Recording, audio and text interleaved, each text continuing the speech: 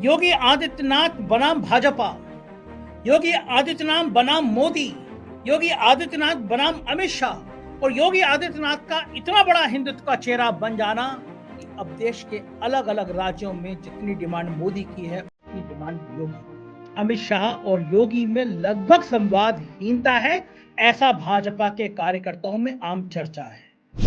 दिल्ली जानती है कि अब योगी आदित्यनाथ को गुल खिला सकते हैं, तो दिल्ली ने भी कुछ तैयारी कर ली है। योगी आदित्यनाथ के एक बड़े करीबी आईएएस अफसर तो आजकल भी योगी आदित्यनाथ के साथ हैं, रिटायर हो गए, नाम है अवनीश अवस्थी, गृह और सूचना विभाग संभालते थे। उनकी कुछ महत्वपूर्ण फाइलों की जांच शुरू कर दी गई है। कुछ लंबे खेल उनकी जांचें हो रही है और यह माना जा रहा है कि अगर यह लड़ाई बढ़ी, कहते हैं राक्षस की जान तोते में। हालांकि मुझे लगता नहीं कि योगी आदित्यनाथ की जान अवनीश अवस्थी होंगे, लेकिन अवनीश अवस्थी के कुछ बड़े चीजें, कुछ बड़े कारनामे ऐसे हैं जिन पर दिल्ली दरबार ने लेंस लगा के निगाह शुरू कर। आज सुबह मेरे मित्र मुझसे दीपावली मिलने के बाद में आए और मुझसे उन्होंने एक लाइन कहा, बोला कि चुनाव के बाद योगी आदित्यनाथ हटा दिए गए। लेकिन फिर ये जोड़ा, अगर योगी आदित्यनाथ को पहले समझ आ गया तो साहिब आएगी नहीं, वो योगी आदित्यनाथ को हटाने की स्थिति में आ ही नहीं पाएगी। भाजपा के कई लोग प्रचारित कर रहे हैं कि कांग्रेस अकेले लड़ेगी, कुछ खेमा कह रहा है कांग्रेस बसपा के साथ लड़ेगी, कोई कह रहा है कांग्रेस सपा के साथ लड़ेगी। वो चाहते हैं कि इस तरह की खूब चर्चाएं हो जाए। संघ और भाजपा से मिले जुले लोग आजकल इन चर्चाओं को करने में लगे हुए हैं। उनको डर है कि कहीं चुनाव से पहले सपा, कांग्रेस और बसपा का एक गठबंधन बन गया, तीनों दल एक इंडिया गठबंधन के बैनर के तले आ गए, तो कहीं भाजपा सिंगल डिजिट में ना सिमट के रह जाए उत्तर प्रदेश में। नमस्कार, मैं हूं संजय शर्मा, आप देख रहे हैं 4 PM न्यूज नेटवर्क। राजनीति बड़ी निर्मम होती है, किसी को भी मौका नहीं देती और राजनेता किसी के नहीं होते। ये बात अब प्रधानमंत्री नरेंद्र मोदी को समझ आ रहा होगा कि जो उन्होंने दूसरों के लिए किया, अब वही चादर उनके लिए बिछ रही है। जो उन्होंने दूसरों की राह में रोड़े अटकाए, वही अब कांटे बनकर उनके मार्ग में आ रहे हैं।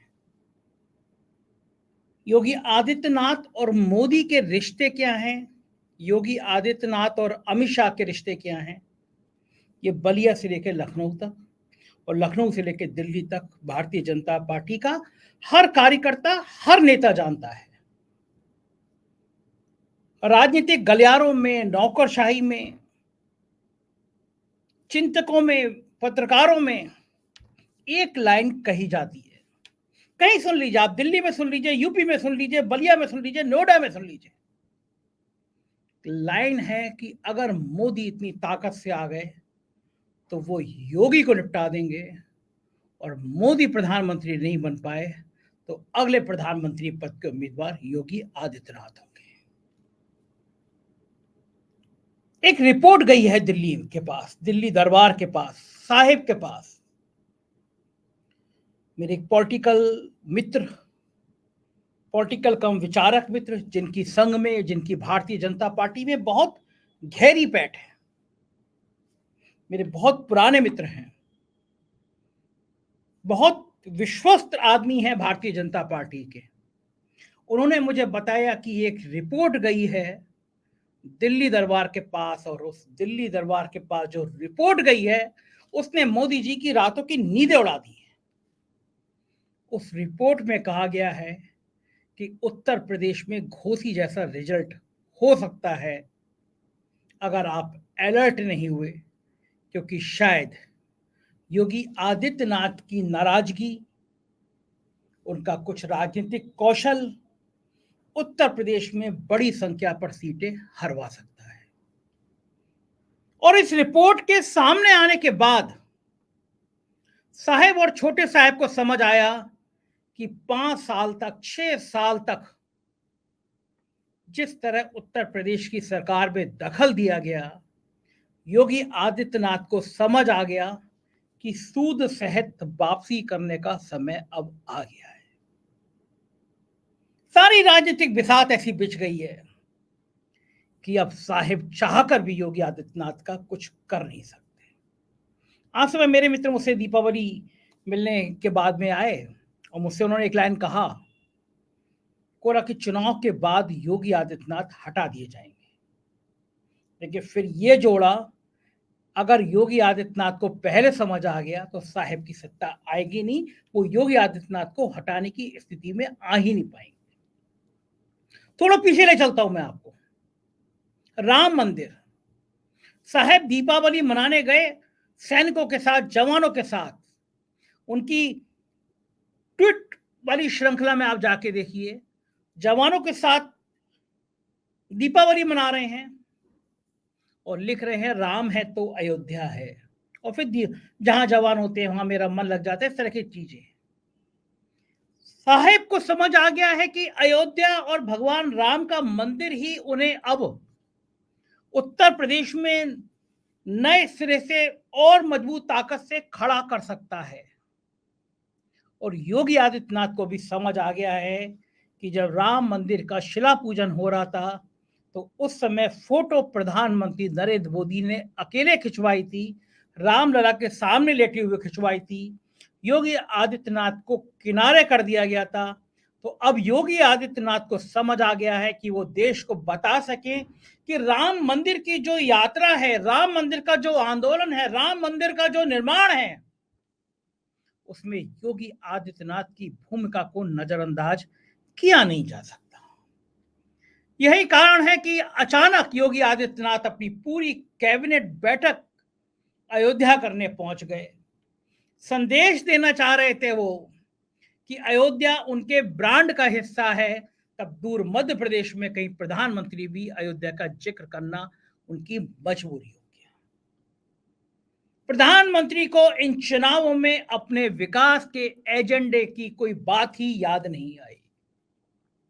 मैं मध्य प्रदेश गया तो वहां होर्डिंग लगे हुए थे कि राम मंदिर का विकास करा रही है भाजपा, राम मंदिर का निर्माण करा रही है भाजपा, राम मंदिर को नए सिरे से विकसित तरीके से बना रही है भाजपा, राम मंदिर का भव्य निर्माण करा रही भाजपा सरकार। कई जगह मैंने अलग अलग भाषा शैली में होर्डिंग लगे देखे, मुझे हंसी भी आई। 9 साल तक हमारे विश्व गुरु काम करते रहे, एक फोन से रूस और यूक्रेन का युद्ध रुकवाते रहे, और जब चुनाव आया तो चुनाव में उन्हें राम मंदिर याद आया। होर्डिंग लगे तो राम मंदिर के लगे। इसका मतलब 9 साल में आपकी विकास की कोई यात्रा ऐसी नहीं थी जिसके होर्डिंग आप मध्य प्रदेश में लगवा सकते। कारण क्या है, रणनीति क्या है, राजनीति क्या है? कारण यह है कि देश का सबसे बड़ा सूबा, देश को सबसे ज्यादा लोकसभा सीटें देने वाला सूबा उत्तर प्रदेश अब एक नए राजनीतिक चक्रव्यूह में फंसता हुआ नजर आ रहा है। पीड़ा है, योगी आदित्यनाथ बनाम भाजपा, योगी आदित्यनाथ बनाम मोदी, योगी आदित्यनाथ बनाम अमित शाह, और योगी आदित्यनाथ का इतना बड़ा हिंदुत्व का चेहरा बन जाना कि अब देश के अलग अलग राज्यों में जितनी डिमांड मोदी की है उतनी डिमांड योगी की है। अमित शाह और योगी में लगभग संवादहीनता है, ऐसा भाजपा के कार्यकर्ताओं में आम चर्चा है। घोसी का चुनाव हुआ था, एक पत्रकार मित्र लौट के आए, मुझे बता रहे थे कि क्या हालत थी। दो डिप्टी सीएम, दोनों डिप्टी सीएम वहां लगातार कैंप किए रहे, दर्जनों मंत्री वहां लगातार गली गली मोहल्ले घूमते रहे, सैकड़ों विधायकों को लगाया गया, संघ के कई हजार कार्यकर्ता लगाए गए, और वो उन पत्रकार महोदय को तो कहना था एक छोटी सी विधानसभा में भी 30, 40, 50 करोड़ रुपए फूंक दिए गए। घोसी में वोट परसेंटेज भी काफी कम रहा, वोट कम पड़े, तब भी हार जो हुई भाजपा की वो 42,000 वोटों से हुई। जो लोग कह रहे थे कि स्वामी प्रसाद मौर्य के बयान के बाद, अखिलेश यादव के पिछड़ा दलित बयान के बाद ऊंची जाति के वो लोग वोट कभी जिंदगी में सपा को नहीं देंगे, उनके मन की धारणा खत्म हो गई। वहां खास तौर से ठाकुर बिरादरी ने पूरा खुल के सपा के पक्ष में मतदान किया। भाजपा के सामने ये परेशानी और बड़ी खड़ी हो गई है। बिहार में जिस तरह जाति का जिन बाहर आया है, जातिगत आरक्षण की बात सामने आई है, जाति जनगणना की बात सामने आई है, भाजपा को लग रहा है कि ये चिंगारी कहीं उत्तर प्रदेश में ना भड़क जाए। उत्तर प्रदेश में भड़की तो भाजपा हिंदुत्व के नाम पर अब पिछड़ी जातियों को एकजुट कर नहीं पाएगी। बिहार में जो चिंगारी लगी है उसकी आंच यूपी में ना आ जाए, इसके लिए मोदी साहब परेशान हैं, क्योंकि उत्तर प्रदेश में जातियों का जिन सिर चढ़ के बोलेगा। भाजपा अगर पिछड़ी जातियों की वकालत करती है तो भाजपा का जो कोर वोट बैंक है, ब्राह्मण, ठाकुर, कायस्थ, बनिया, वो नाराज हो जाएगा। भाजपा के सामने अब तलवार की धार है कि वो चले तो चले कैसे। जो राजनीति अब तक भाजपा ने की, जो बंटवारे की राजनीति की, वो अब उनके खुद के सामने आ गई है। बीजेपी के लिए राहत की बात यह है कि उसको लगता है कि इंडिया गठबंधन में कांग्रेस का और अखिलेश यादव के बीच कोई रास्ता बन नहीं रहा, रास्ता टूटा हुआ नजर आ रहा है मध्य प्रदेश में। भाजपा के कई लोग प्रचारित कर रहे हैं कि कांग्रेस अकेले लड़ेगी, कुछ खेमा कह रहा है कांग्रेस बसपा के साथ लड़ेगी, कोई कह रहा है कांग्रेस सपा के साथ लड़ेगी। वो चाहते हैं कि इस तरह की खूब चर्चाएं हो जाएं। संघ और भाजपा से मिले जुले लोग आजकल इन चर्चाओं को करने में लगे हुए हैं। उनको डर है कि कहीं चुनाव से पहले सपा, कांग्रेस और बसपा का एक गठबंधन बन गया,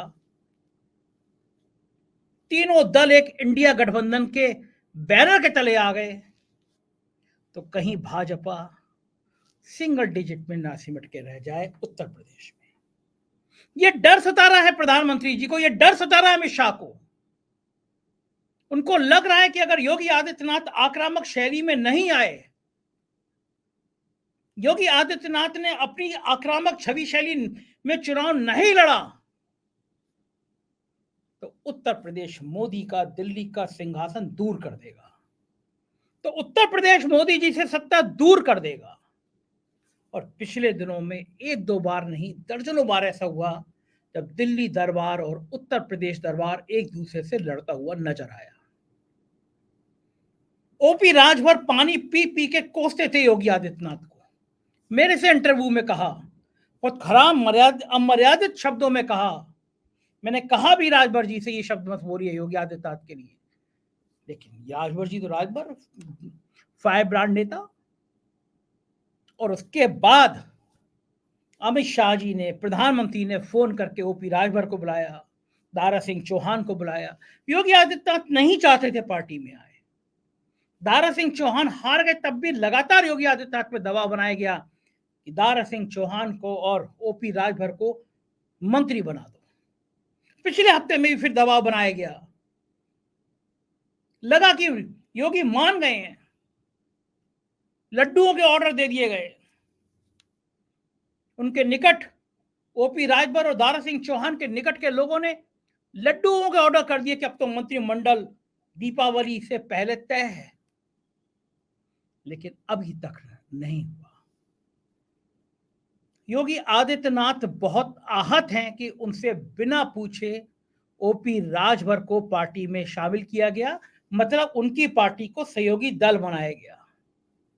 योगी आदित्यनाथ इस बात से बेहद आहत हैं कि उन्होंने लड़ाई लड़ी, एक संदेश दिया कि वो माफियाओं के खिलाफ कार्रवाई करते हैं।